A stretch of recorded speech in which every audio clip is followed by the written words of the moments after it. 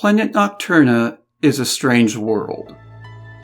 Featured in the 2011 game Darkspore, it is a rocky planet orbiting a brown dwarf star, meaning that the amount of sunlight it receives is only really comparable to that of a full moon night. The indigenous life forms of this planet are mostly necro-genetic, meaning that they have traits and abilities that revolve around death and resurrection, fear and shadow manipulation, and life force siphoning.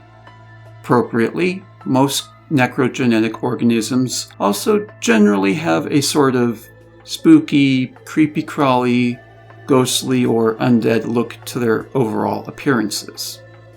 Most of the planet's sentient life are of insectoid descent, with a number of other invertebrate and vertebrate clades filling out the various ecological niches of this dark planet's biosphere. Plant life on Nocturna is mostly chemotrophic, meaning they derive energy from chemical reactions from their environmental surroundings. Fungi also make up a large portion of Nocturna's floral mass.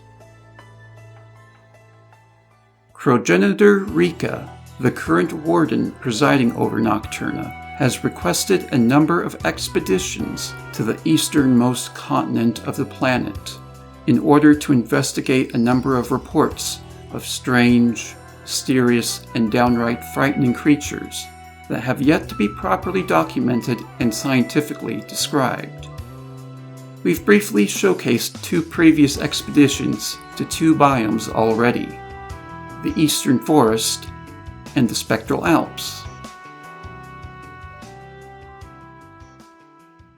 Today, we are setting out once again to a new unexplored region of Nocturna, a northern subcontinent that extends into the planet's Arctic Circle, the Northern Wastes, in order to investigate a creature known as the Undead, or the Overlord of the North. Joining me today is my crew, the Helix Planetary Expedition Team, led by yours truly, along with my trusty familiar Copa. Say hello, Copa.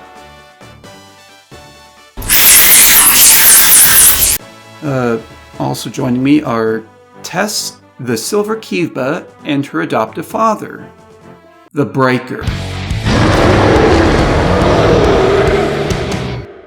We also have our local guide on our journey across Nocturna, Zenkson.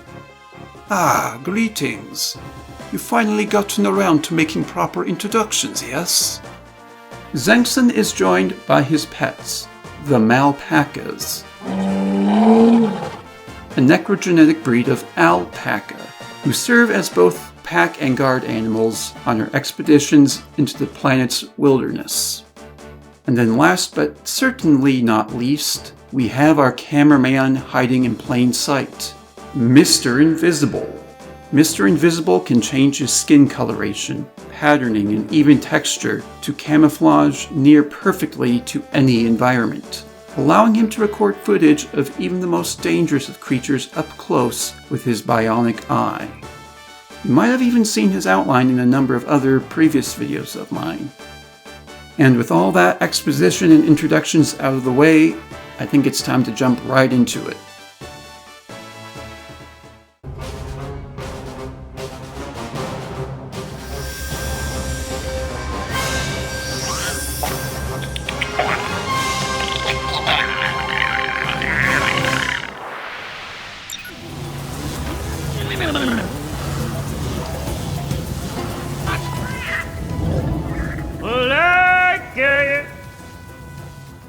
We're here today in the field being the northern wastes of Nocturna. Progenitor Rika has sent us here to investigate reports of a mysterious necro-genetic amphibian called the Undead. We'll also document a number of other plant or animal species we may come across here along the way, along with a few notable landmarks and other points of interest in this region. But before we head out, I think it would be a good idea to read the memo from Progenitor Rika regarding our main objective. 全部決まっていることなのです。おしどり夫婦でもいうものを心得ているようなのです。で、なぜこれで終わりだと思った。面白いわね。100年繰り返せどもなかなかない余興よ。僕は着せ替え人形なのです。 Alright then, wasn't expecting Progenitor Rika to sound like that. So, right here next to where we set up camp, by this little watering hole, we found our target creature. I think. Okay, so these are Olmdead, but they aren't the Olmdead we're looking for. Nevertheless, these are some fascinating creatures all on their own.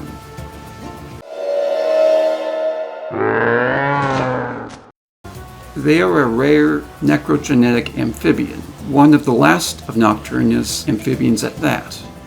The smaller, ghostly white ones with the skull head seem to be the juvenile stage, while these larger ones, with more purple coloration and a hooded structure over their necks, seem to be the adult stage of Olmdead.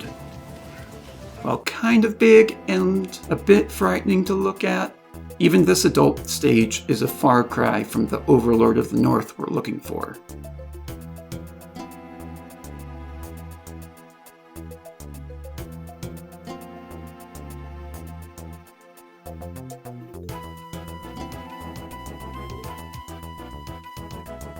Well, in any case, perhaps it's best to move on out of the lowlands and into the main area of the northern wastes. Who knows, maybe we can figure out what or where this Overlord Olmdead is. We'll leave the lowlands by ascending a ramped slope, marked by a pointed rock formation, up to the main plateau of the northern wastes. Immediately, we find ourselves in a harsh yet dazzling landscape. Resting along these large photophosphorus crystals are a flock of strange necro-genetic birds known as scary emas.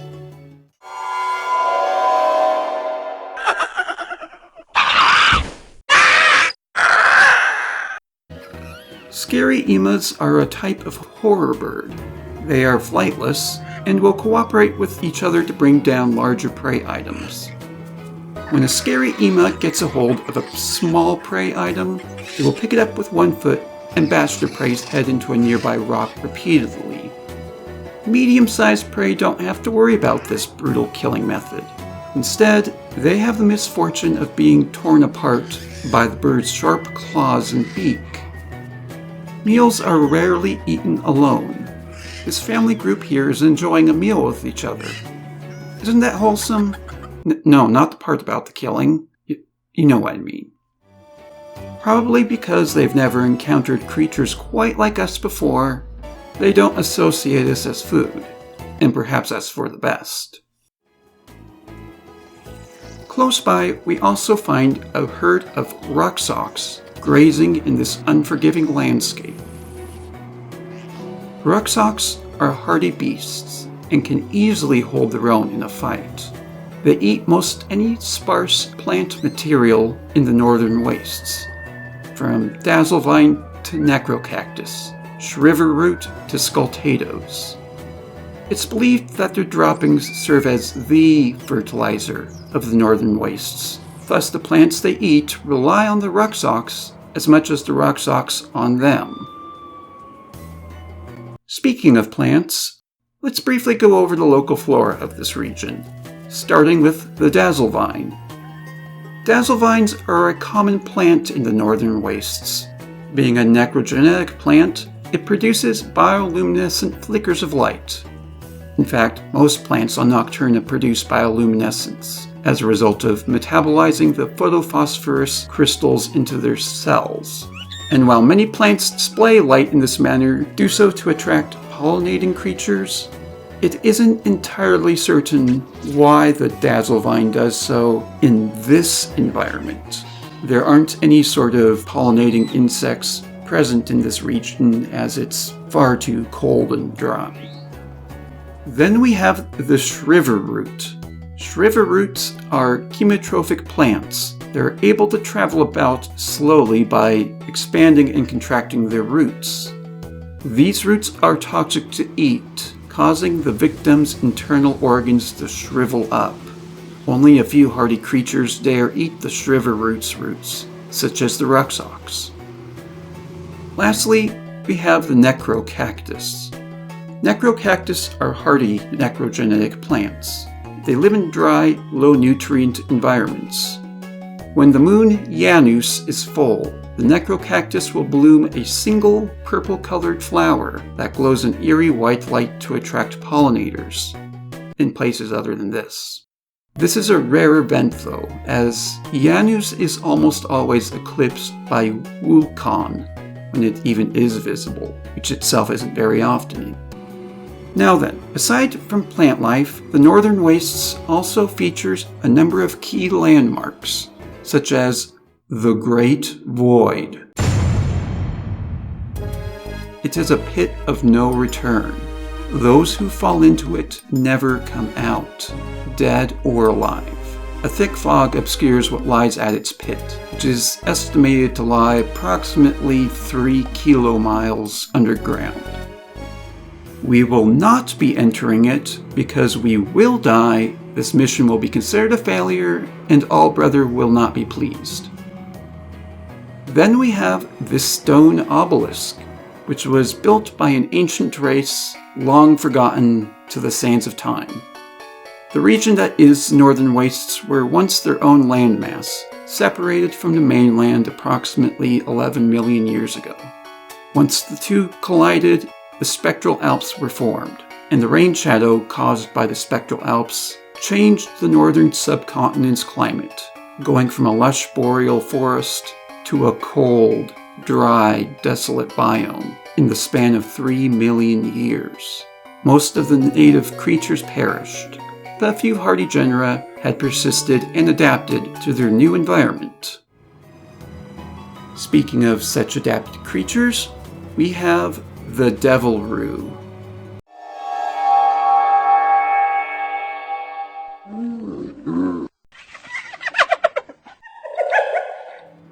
Devilrues are a strange predator of the Northern Wastes, hopping about on a single foot while also possessing toxic horns. Ooh, don't want to get too close. Anyways, the subcontinent that the Northern Wastes once were is where the Devilrue's ancestors first evolved, evolving from an ancestor capable of powered flight, which locomoted on the ground by hopping on one leg at a time. However, Devilrues have lost their other leg entirely.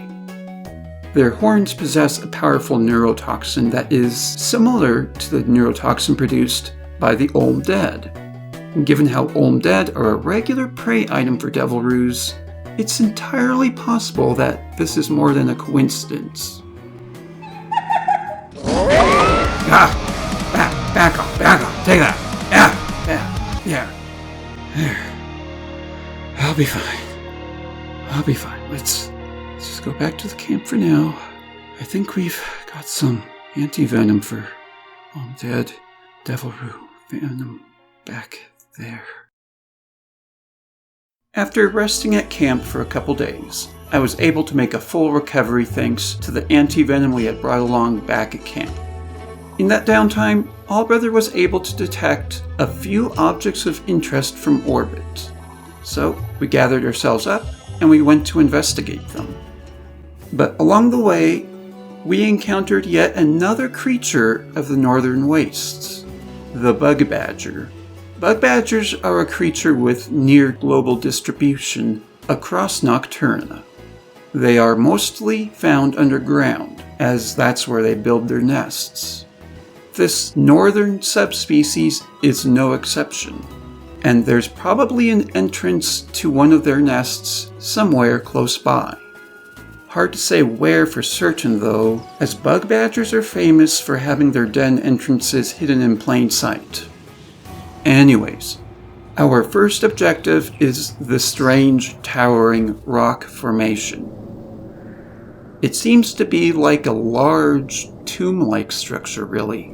Hey, wait a second. There seems to be some kind of ruins etched into this rock. Let's see if Zengson can translate them. It seems to be written in Rehoboth script.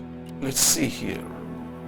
Sealed tomb to the Lord of the something or another. Would you mind showing it to me in person? So we went back to camp to meet up with Zengson. Unfortunately, he wasn't able to decipher anything else in person on site, but we had another object of interest to go investigate, so... Past the Dazzlevine patch and the scary Ema flock, we find what looks like a dead creature. One that seems to have been killed by some tribal species, as evident by the numerous spears lodged in it. But spears aren't the only tool we found left behind. We also found a stone axe, one in excellent condition at that. After a bit of examination, Zengson recognized the build and materials used, determining that the axe most likely belonged to a member of the Vixie tribe. The Vixie tribe are only one tribe of the Scrimjaw race, and are largely a nomadic people. Perhaps they know something about this undead beast we're looking for. The axe itself is still in good condition, so perhaps its owner didn't leave it here on purpose. Let's return it to its owner. Don't worry, I can act as a translator for you. Mr. Invisible, you can hold it. I don't know how the tribesmen would react to seeing someone carry this weapon into their village, so perhaps seeing it being carried along by some invisible force would be better. What? Why? How? After following the trail to the Vixie tribe's village, we managed to find the stone axe's rightful owner.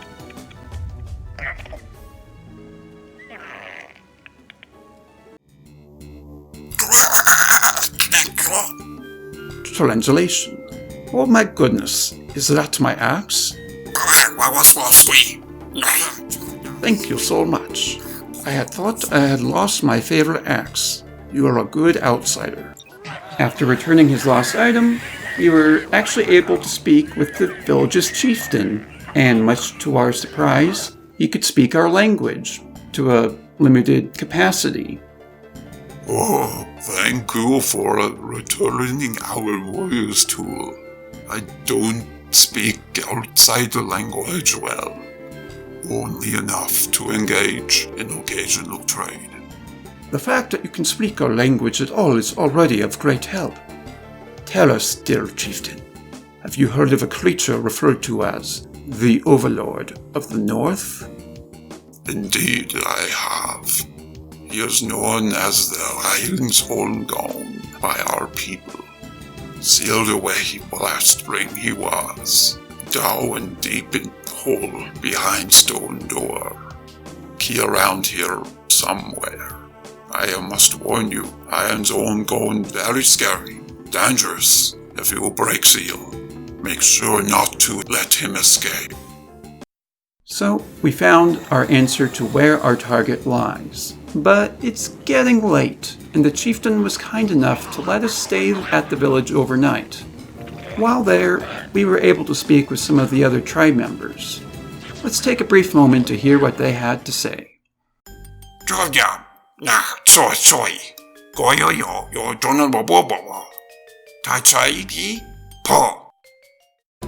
Translation. We sealed away that big scary thing last spring. We tried to force it off into the great abyss. And did it work? No.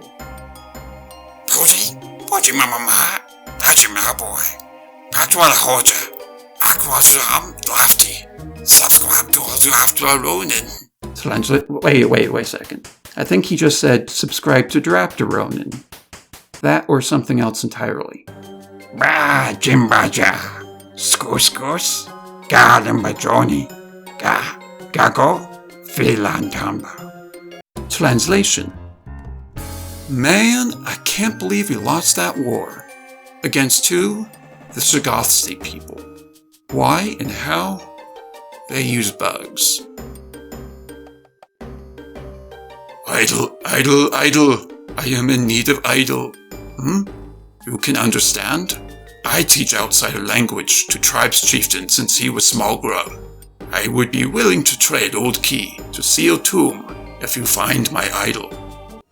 An idol? Oh, he probably means idol. I don't really know or even really care, so I think we'll just ignore him and instead focus on more interesting stuff around the village, such as the spider camels. They serve as this tribe's beasts of burden, guard animal, pack animal, and livestock.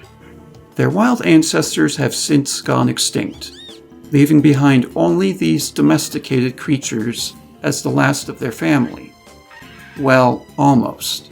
Spider camels and scrimjaws, the race the Vixie tribe belongs to the same family of necro-genetic creatures, known as the Narachnathidae. While scrimjaws became more and more intelligent, their spider camel relatives remained relatively unchanged from their ancestral stock. Scrimjaws domesticated their spider camel relatives shortly after achieving sentience.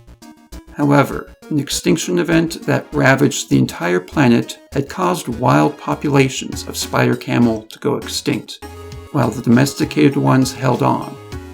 This event was the Darkspore Horde. Just behind the Vixie tribe settlement sat a progenitor warp totem. Now, normally I would get a bit closer, but my wanderer's body has this little quirk where he ends up teleporting to a different planet in the TNX-Nebula upon contact, so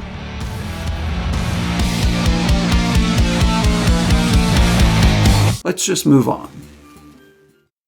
After leaving the Vixie tribe's village in the morning, we headed out to the sealed tomb, as it seems that the Overlord of the North had been sealed away here within the strange rock structure out here sometime last spring. Now, normally I would try and open the seal with some kind of a key. However, we have someone on the team who is an expert at breaking things, that being the Breaker.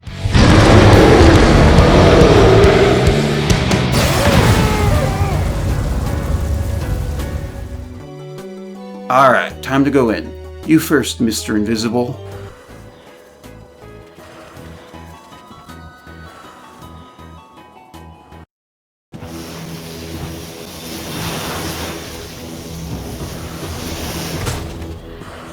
Oh no! We're trapped! There's no way out of here! Quiet, or I'll eat your head. So, after destroying the seal, we went down this here hole, finding ourselves in an underground cave system. Kind of ironic, given how Nocturna is already a dark planet. Oh, I think Zengson might have had a point. I don't see any obvious means of returning to the surface from down here. Well, I'm sure All Brother can figure out a way to evacuate us back up once we're done exploring down here. Anyways, whoa. What is that? It's huge! Oh my god, this is it. This was the Overlord of the North we were looking for. An Elder Olmdead.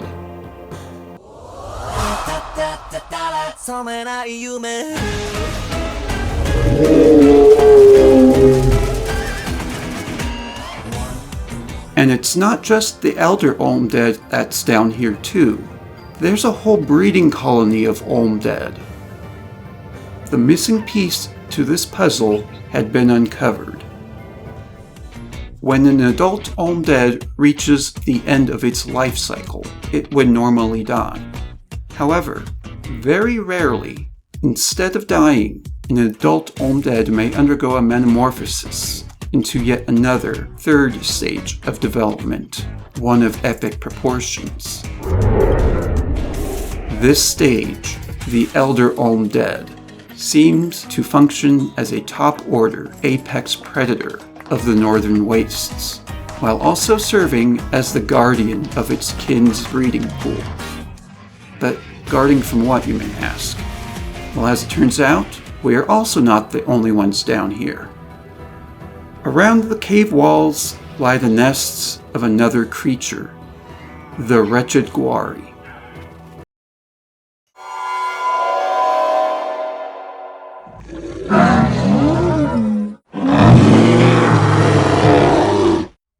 Related to the wretched Gwari found in the eastern forest, this northern species has a more conventional anatomy.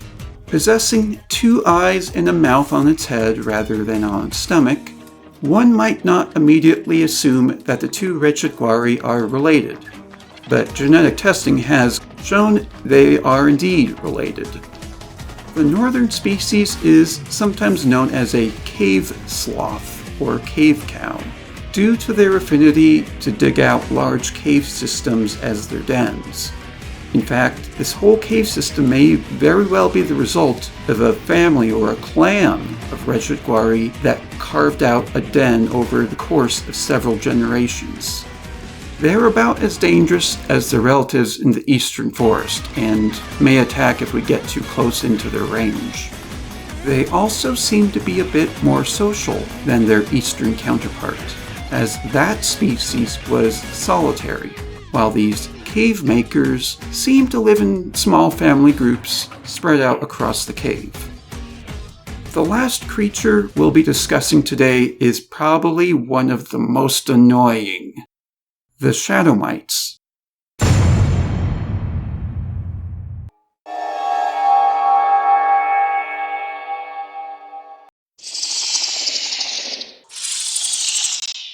Turns out, we didn't just stumble into the lair of the undead Overlord.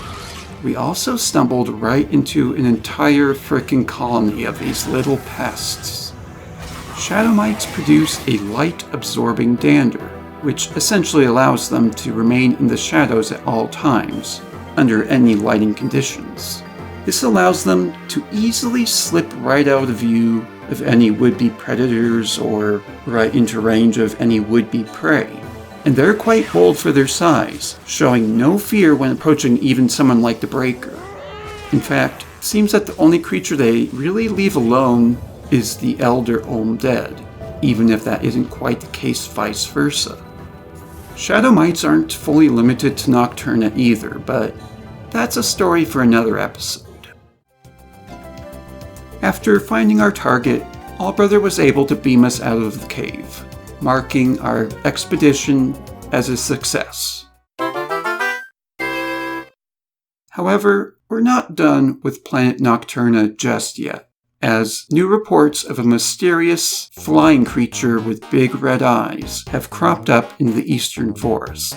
And finding and properly documenting this mystery creature is a task the Helix Planetary Expedition team is sure to tackle. So, if you're interested in seeing that, be sure to subscribe and click that little bell icon to be notified whenever I upload a new video. Also, if it isn't too much to ask for, please leave a comment down below on your thoughts on this new video series. What could be improved or done differently to make it easier to watch or more entertaining? Let me know in the comment down below. But with all that said and done, take care and stay woke.